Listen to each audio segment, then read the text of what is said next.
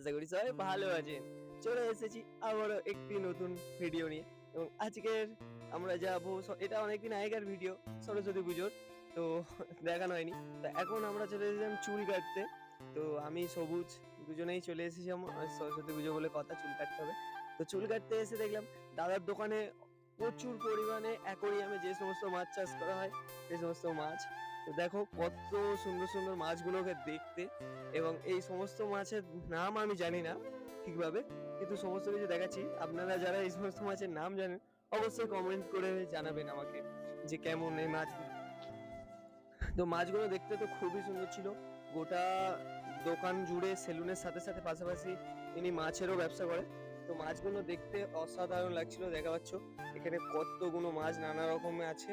কিছু কিছু মাছ তো আমার পুকুরের মাছের মতো দেখতে, তো সেগুলো পুকুরের মাছ নয়, সামথিং।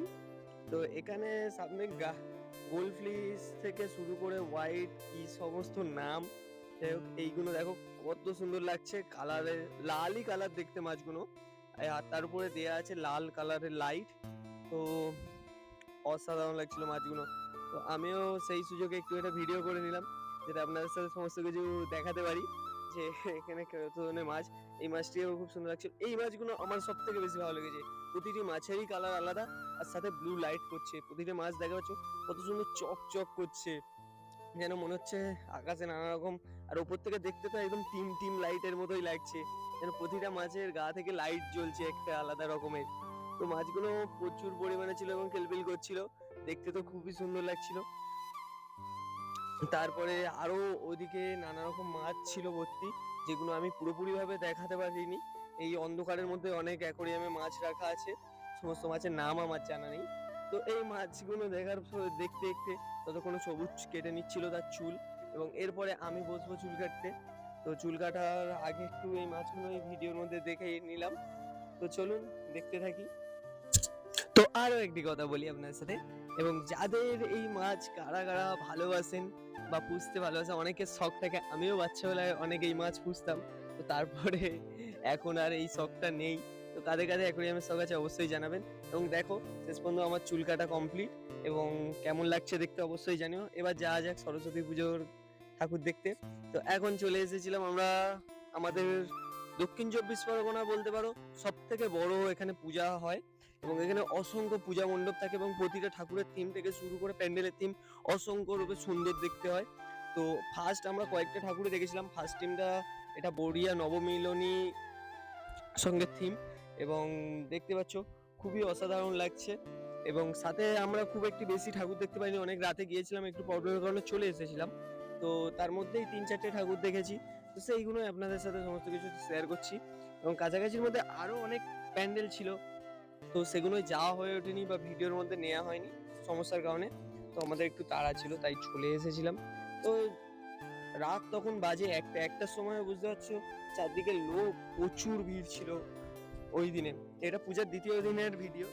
তো এই প্যান্ডেলটি তো খুবই ভালো হয়েছে, কারণ এটি বট গাছের চারিপাশে একটা কিসের থিম আমি জানি না স্পষ্ট ভাবে, এটা ভিডিও করার সময় দেখিয়েছিলাম। তো দেখো, তো এই থিমটি দেখার পরে আমরা সামনে ওই পুরো থিমটি ঘুরে দেখলাম, বট গাছের চারদিকে করে। বাবা বড় গাছেরই একটি থিম এটা, তো ভিডিও দেখেই বলছি আমি, কারণ পরে ভয়েস ওভার দিচ্ছি। সেই টাইমে চারপাশে প্রচুর গান চলছিল, যার কারণে ভয়েস ওভারে আসবে না। এবং এই একটি ঠাকুর, এই ঠাকুরটিও খুবই অসাধারণ লাগছিল।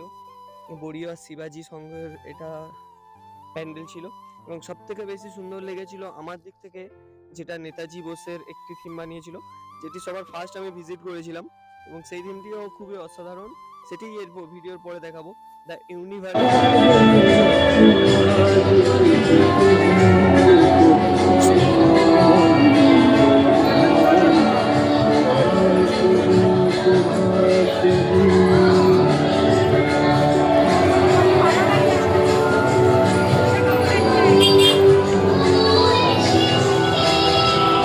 দেখাই। আর এখানে তো প্রজাতন্ত্র দিবস ছিল 26শে জানুয়ারি, এই হিসেবে একদম প্যান্ডেলটাও সেই থিমের উপরে করেছিল। প্যান্ডেলটা অসাধারণ লাগছিল, যাই বলো। তো তোমরা কে কে বড়িয়ার এই প্যান্ডেলে ভিজিট করেছো অবশ্যই জানাবে কমেন্টের মাধ্যমে। এবং আমি তো গিয়েছিলাম, সমস্ত প্যান্ডেল দেখাতে পারিনি। সেই নিয়ে কিছু কেউ মাইন্ড করো না। তো সারাদিন ঘোরার পরে আমরা চলে এসেছিলাম এই প্যান্ডেলটিই লাস্ট দেখা, এবং এই প্যান্ডেলে কতগুলো ক্লাব প্রতি বছর ট্রফি পেয়ে থাকে দেখা পাচ্ছ। সমস্ত কিছু এখানে দেয়া আছে, এবং ঠাকুরটি দেখতে পাচ্ছ পুরো ভারত মায়ের প্রতিচ্ছবিতে ঠাকুরের থিমটি তৈরি করেছে। তো অসাধারণ লাগছিল।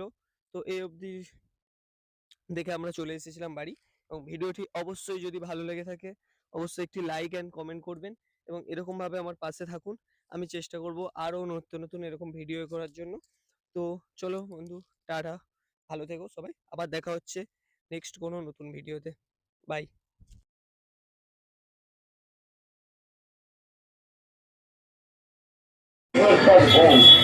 আপনি ছিলেন তাই আপনি